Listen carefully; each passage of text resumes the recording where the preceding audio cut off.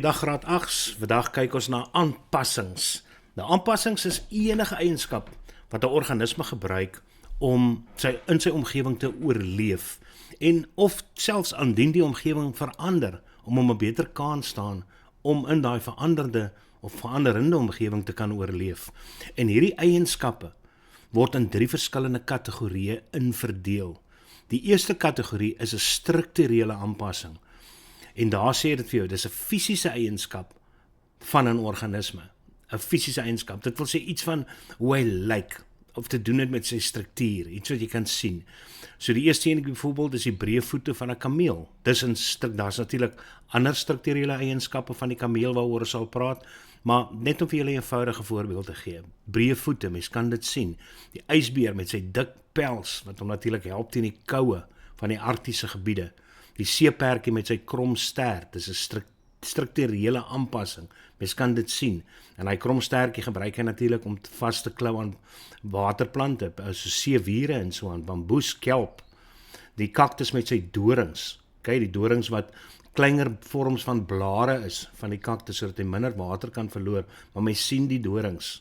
Tweede tipe aanpassing wat jy gaan kry is 'n gedragsaanpassing. En dit is wat 'n organisme doen om natuurlik 'n beter kans staan om te kan oorleef in sy omgewing. Soos byvoorbeeld as die klimaat ongunstig raak vir voëls in 'n spesifieke area, dan vlieg hulle weg na 'n ander area toe waar die klimaat meer gunstig is. En ons noem dit migrasie. Hulle beweeg uit, hulle emigreer na 'n ander omgewing toe. Of 'n organisme kan besluit om hulle slaap deur die ongunstige seisoen. En daai ongunstige seisoen hoef nie noodwendig winter te wees, soos wat julle hier sien, waar die beer in die grot slaap, tydens 'n winterslaap nie. Wat kan ook wees so slakke wat onder plante se blare slaap tydens die somer. Ons noem net hierdie in die winter 'n hibernasie vir interessantheid, en in die somer noem ons dit estivasie. Maar dit is net vir julle vir interessantheid, maar winterslaap, absolute voorbeeld van 'n gedragsaanpassing.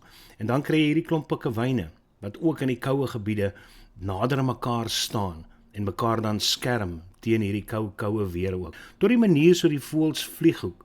As jy sien hy voëls vlieg hoog in die atmosfeer in die vorm van 'n V, dan weet jy dit is om minder lugweerstand bloot te stel vir die voëls in die agterkant, en dit help natuurlik vir hulle om baie verder te kan vlieg om energie te bespaar. En daar is nog 'n voorbeeld van 'n gedragsaanpassing. En dan kry jy funksionele aanpassings, en dit het te doen met prosesse binne die liggaam. So hier is nommer 1 byvoorbeeld die kameel, wat water kan stoor in die bulte bo op sy rug.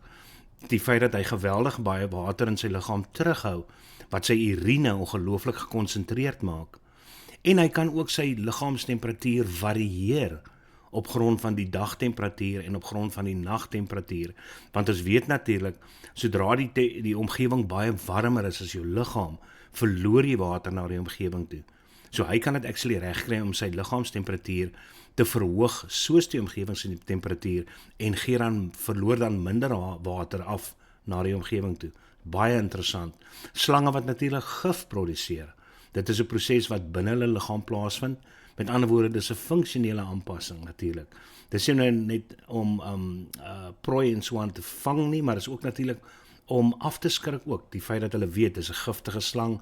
Hulle het al voorheen te doen gehad met hierdie giftige roofdier of giftige insek of wat ook al, dat hulle dit dan in die toekoms vermy.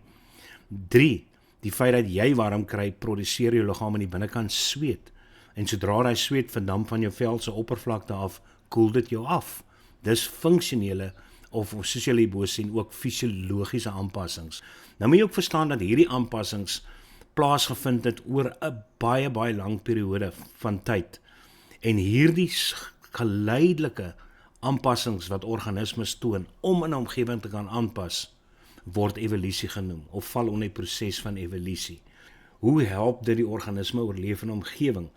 Dit maak dit gee dit 'n beter kans om voedsel te kry. Dit gee dit dalk 'n beter kans om roofdiere te vermy, om natuurlik 'n beter kans staan om te kan voortplant en dan voortbestaan van die spesies te verseker. So ja, daar's verskillende redes waarom aanpassings verskriklik belangrik is. So hier's net 'n maklike maniertjie om dit te onthou. Strukturele aanpassings is hoe dit lyk, gedragsaanpassings is wat dit doen, en funksionele aanpassings is hoe die liggaam werk.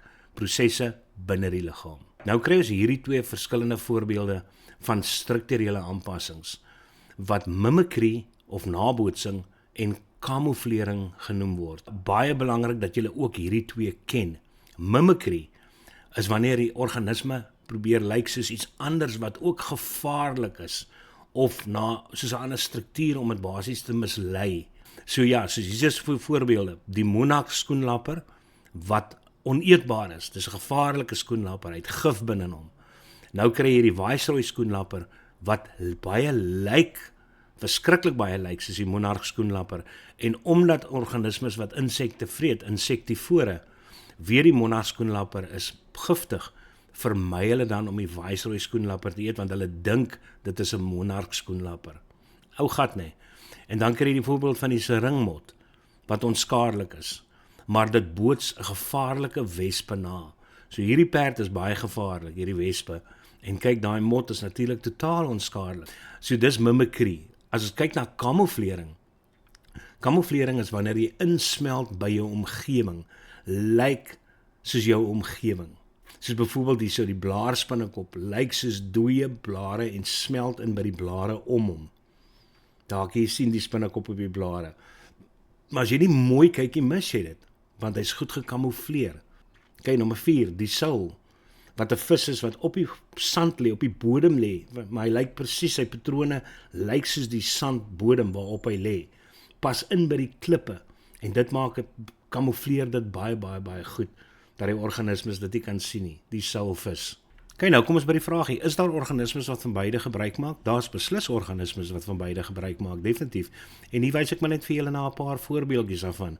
So hierdie sit ek net bloot vir julle vir interessantheid by, dat julle kan sien. Hier regs onder het ons 'n vis, wat homself gebruik maak van mimikry, as gevolg van die klomp uitsteeksels op hom, lyk hy so seker vegetasie, of vorms van organismes onder die oseaan, as ook kleure, wat hom kamoufleer teen die agtergrond. Hier is 'n seekat, hier is 'n stokinsek, hier sit jy met 'n geitjie, hier sit jy met 'n skoenlapper, en dan hier so in die middel ook interessantheid, daar is 'n hottentotsgod. So hierdie ou het nie net die kleur van die blomme nie, hy lyk ook soos een van die blomme. So ja, daar is organismes wat gebruik kan maak van mimikry en kamouflering. Nou kom ons hier by uiterste aanpassings in uiterste omstandighede. En een van hierdie, of twee van hierdie voorbeelde, gaan vir julle gevra word. Ek vra dit gereeld, het dit gereeld vir my kinders gevra, toe ek actually nog skool gegee het. Maar, vetplante, of plante in droë omgewings, hoe kry hulle dit reg om te kan oorleef in daai omgewings? Nou die grootste uitdaging vir plante in baie droë omgewings is die beskikbaarheid van water, die feit dat daar ongelooflik min water is. So 'n belangrike aanpassing gaan wees om vinnig water te bekom wanneer water beskikbaar raak, of om baie water te bespaar wanneer dit kan bespaar. So hierdie is aanpassings van plante in droë omgewings. Die eerste een waarna ons kyk is natuurlik die vleesigheid van baie van hierdie plante se stingels of hulle blare of hulle wortels om water te kan stoor. Ons praat van sukkulente, of die mense noem dit net vetplante, maar sukkulente plante. Volgende enetjie is plante met digte haartjies bo-op, sulke ligte kleur hare wat natuurlik die son reflekteer, wat keer dat die blaar nie so warm raak, of die plant nie so warm raak nie, en dit natuurlik keer dat transpirasie nie so gaan plaasvind nie, want transpirasie is die proses waardeur plante hulle water, meeste van hulle water verloor, is transpirasie. So as hulle self kan afkoel, of seker maak dat hulle nie so warm word nie, soos die omgewing nie, dan gaan hulle minder water verloor. En dit is waar hierdie fyn haartjies kom. Julle seker julle het al plantjies gesien met 'n klomp van hierdie fyn haartjies op. Aanpassing 3 is smal naaldvormige blare.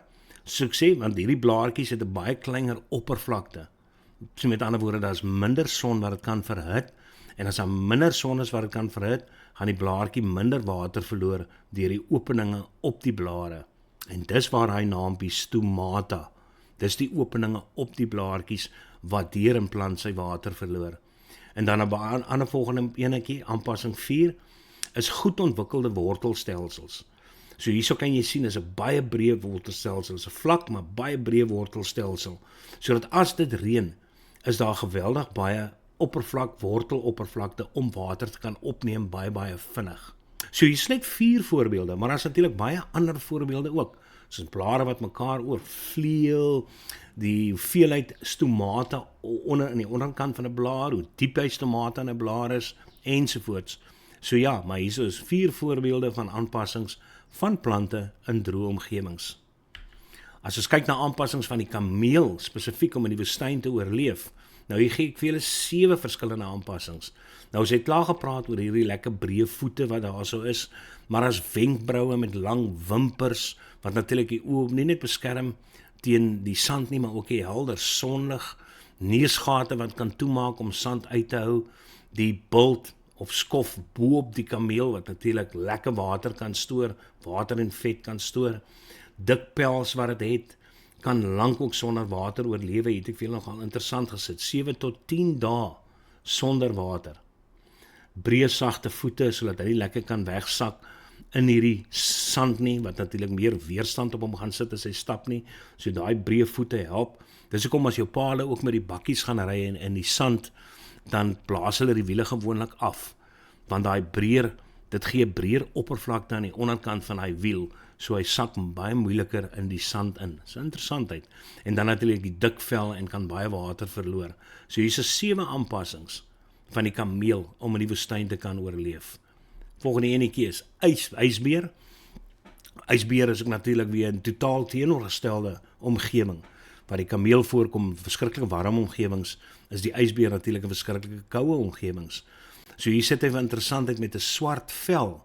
So as die son skyn, dan absorbeer daai vel die hitte, omdat wit reflekteer, maar swart absorbeer meer hitte. So ja, en dik pels wat natuurlik daai hitte kan vasvang onder sy vel, ook 'n lekker dik vetlaag wat hy het daarso, lang stywe hare tussen die voetkussentjies, wat voorkom dat hy nie maklik op die ys of die sneeu kan gly nie, kort ronde oortjies vir 'n kleiner oppervlakte om hitte te verloor, skerp naels. Dan kom ons ken ons natuurlik die jagluiperd. Nou ja, daar sien julle, kyk hoe interessant is. En ons dink nie altyd so daaraan as ons die diere sien nie. As ons Kruger Wildtuin toe gaan en ons sien 'n jagluiperd of iewers in 'n natuurreservaat, dan dink ons nie aan nie. Dit is wat die lekker ding is van hierdie werk. Nou volgende keer as jy 'n jagluiperd sien, kan jy met jou pa gesels en vir hom sê, daai lang spikkelstert help natuurlik vir hom met sy balans as hy so verskriklik vinnig hardloop en hy moet skielik draai. Dit is waar hy stert 'n groot rol speel. Sy liggaamsbou, die feit dat hy slank en gespierd is, vir vinnige ontploffende spoed, strepe onder die oë, en dit was baie interessant, dit noem met trane strepe. Maar dit help ook natuurlik om sonlig te absorbeer, dat daar minder glans is wat in die oë inskyn, en dit verbeter sy visie wanneer hy natuurlik prooi jag of 'n springbok agterna sit. Kop wat aerodinamies is, skerp tande, kragtige kakebene, nie intrekbare naels vir klou op die grond. Interessant ook, lang bene, ligte kleur. So hier's 'n klomp aanpassings, en die laaste ene waarna ons gaan kyk wat julle moet weet, is aanpassings van die haai as 'n roofvis. En ja, die haai is 'n ongelooflike goeie roofvis, beslis. So hier kan jy sien, grys kleur. So as jy hom van bo af sien, dan sien jy hom, is hy donkerder bo, want dit, hoe kan ek sê, dit blend meer in met die donkerte van die diep oseaan. En die haai is weer ligter van onderaf, sodat as jy hom van onderaf kyk, weet ons mos as gevolg van die son, lyk dit ligter aan die bokant. En dit is 'n wonderlike aanpassing van hierdie haai vir sy prooi om hom ook moeiliker te kan sien. En dan het hy ongelooflike sensitiewe snoet met 'n klomp elektriese sensors in, wat natuurlik verskillende reuke ver kan optel onder die oseaan, vaartbeleinde kop, groot oë, skerp visie, skerp tande, ongelooflike skerp tande, verskriklike sterk pektorale vinne natuurlik ook vir beweeglikheid en beheer, en dan 'n ongelooflike groot stertvin wat natuurlik hierdie perd die meeste bydra gaan lewer tot die vinnige spoed wat hierdie ou gaan swem, en natuurlik die skerp draaie wat hy kan maak. Volgende video waarna ons gaan kyk is mikroorganismes. Sien julle later hoor. Bye bye.